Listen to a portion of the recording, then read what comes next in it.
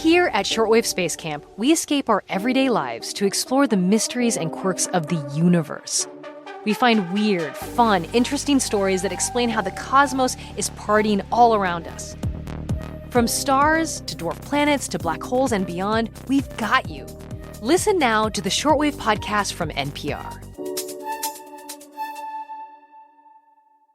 Are you enjoying this podcast? Well, you have KUOW members to thank for that.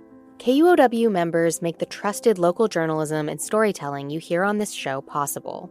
Become a member today and help support the production of this podcast. It only takes a minute. Make a donation at KUOW.org or follow the link in the show notes. And thanks. You're listening to Soundside. I'm Diana Pong in for Libby Denkman. Remlinger Farms in Carnation, Washington is a 350-acre working farm. It's celebrated for its family-friendly attractions, including amusement parks, petting zoos, berry picking, pumpkins, hayrides. There's an on-site cafe and brewery. And now it's become the Seattle area's hottest new concert venue. Partnering with Seattle Theater Group, the farm is hosting a brand new concert series. The 6,000 capacity outdoor space has booked performers like Portugal the Man, Mount Joy, and Elvis Costello. But tensions are brewing between the farm and some local community members who oppose its existence. To shed some light on what's happening at the farm, we're joined by Seattle Times music writer Michael Rietmulder. Hey, Michael, thanks for joining me. Yeah, thanks for having me. We're going to get to a rather eye-opening incident that happened recently in a bit. But in general, from a music writer's perspective, how has the first season for Remlinger Farms as a concert venue been going? Purely as a concert attendee, the first shows have been pretty nice. The venue itself is a very open green space, really comfortable lawn with kind of ample room for people to kind of spread out and take in the show. It's a really family-friendly location, kind of in keeping with Remlinger Farms' other attractions. So there's been a good mix of families, kind of running around the grounds and enjoying shows. And seems like it's been pretty successful, well attended. How did the partnership between Remlinger Farms and Seattle Theater Group come about? Well, last summer, they had originally planned, Seattle Theater Group, that is, had originally planned a series of concerts at a nearby farm. They wound up running into some permitting issues. So they wound up moving to Remlinger Farms. And the three shows went well enough, despite some traffic hiccups the first night. But it went well enough that they decided to form this partnership and open a proper venue there this summer. So this is the inaugural season that opened where they had their first show in late May. So there were, of course, going to be logistical issues to iron out, as you mentioned, traffic.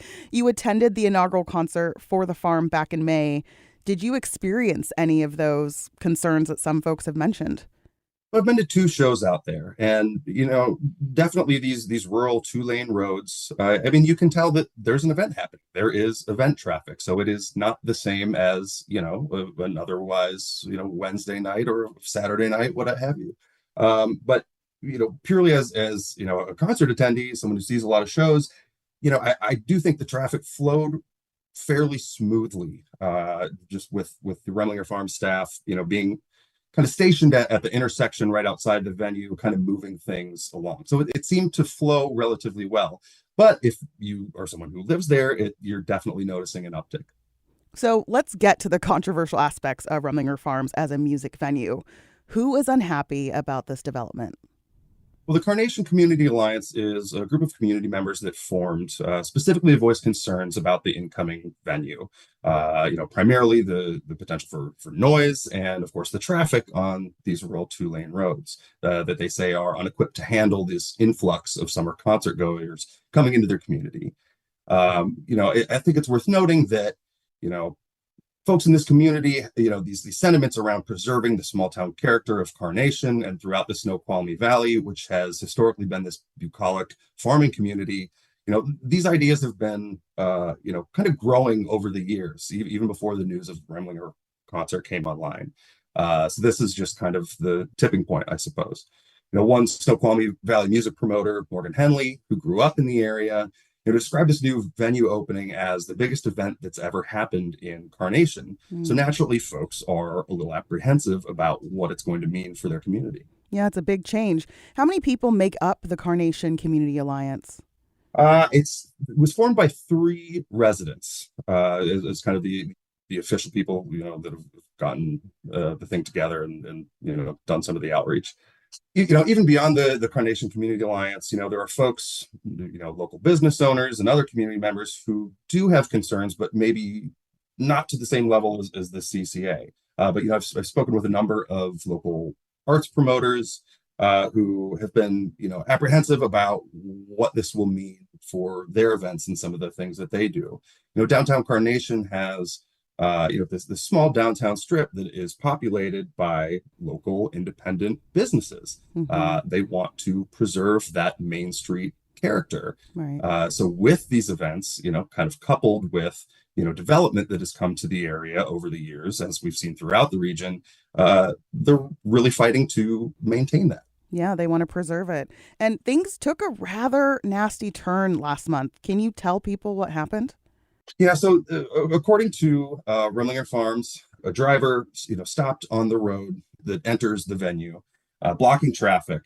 And when Remlinger Farms owner Nathan Sherfy approached the driver, he claimed that the driver became aggressive and confrontational, and that when Sherfy attempted to call the police, the driver took off, allegedly hitting Sherfy and knocking him into an embankment. He was treated at a hospital and was recovering at home. I know that they, in the initial statement that Remlinger Farms put out, they had intent to press charges if they can identify the driver, but I'm not certain if the driver has been identified yet. Right. And this information that you're talking about, that's based on their Facebook page post, correct? Yes, this is all Remlinger Farms account. And how did CCA respond to that post? Well, the CCA sent a letter to Remlinger Farms saying that they don't condone violence and called for more ongoing dialogue with Remlinger Farms about navigating some of the impacts on the community. Certainly, they're still very much opposed to the venue, but again, they called for more conversations with Remlinger Farms as the community deals with this concert series. Yeah, and it sounds like they deny involvement in that June 25th incident. And we should note that we reached out to both Remlinger Farms and the Carnation Community Alliance for a statement and did not get a response. According to the Carnation Community Alliance's website, Michael, they claim Remlinger Farms is in violation of King County Code. They emphasize their role as an advocate to adherence to county law. What violations are they talking about? Well, the CCA has taken issue with the permitting process because Remlinger Farms had demonstrated a history of hosting comparably sized events. They were essentially able to have the concert venue grandfathered in, and they didn't have to apply for new event permits for the venue. And the CCA wants them to have applied for a permit? Yes, and essentially to have gone through the process that anyone else starting a new venue would. It's also worth noting that both representatives from the county and Carnation's mayor, who has been supportive of the project, have said that they don't feel there was anything unorthodox about the permitting process. Okay, so one of the big sticking points for those who live near the farm and are opposed to the big concerts outside of this permitting issue is the parking situation, along with traffic to and from the farm. It's a 2-lane road. It can get very busy. And 6,000 people converging on a rural spot all at the same time is significant. Do they have a point? I haven't noticed any parking overflowing off of Remlinger Farms property. The two shows that I've attended, there were still open parking on Remlinger Farms inside their property. So the parking I don't know about. But again, with the traffic, certainly there's an uptick in event traffic. You can tell that there's a noticeable event with thousands of people coming to the farm during a show.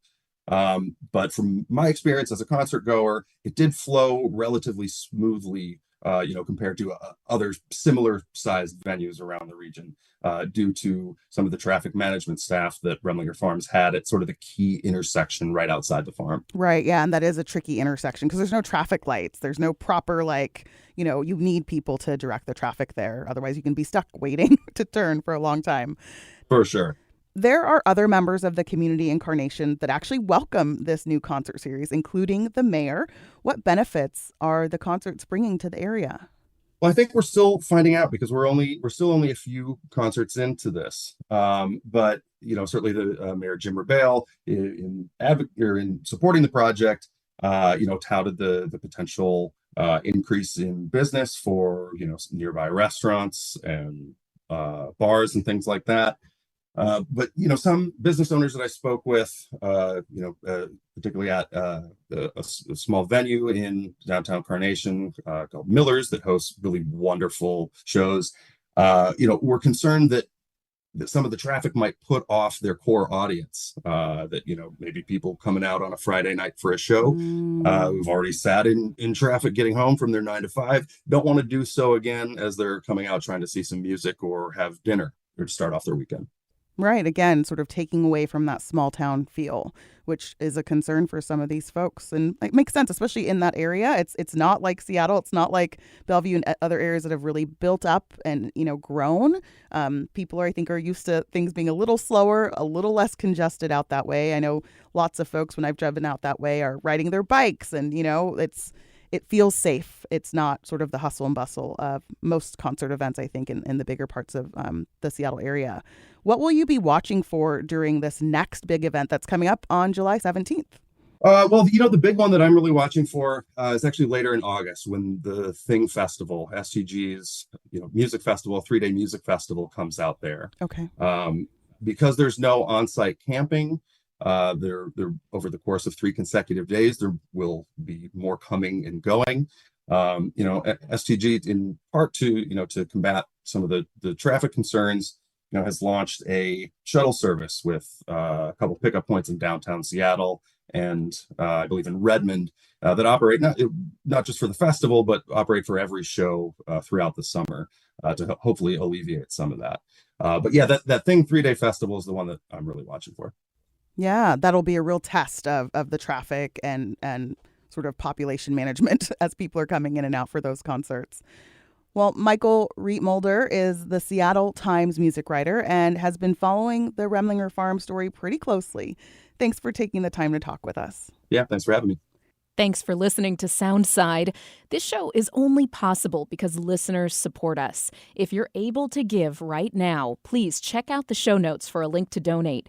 And don't forget, you can listen live on KUOW 94.9 FM Seattle at noon and 8 p.m., Monday through Thursday, or anytime online at KUOW.org.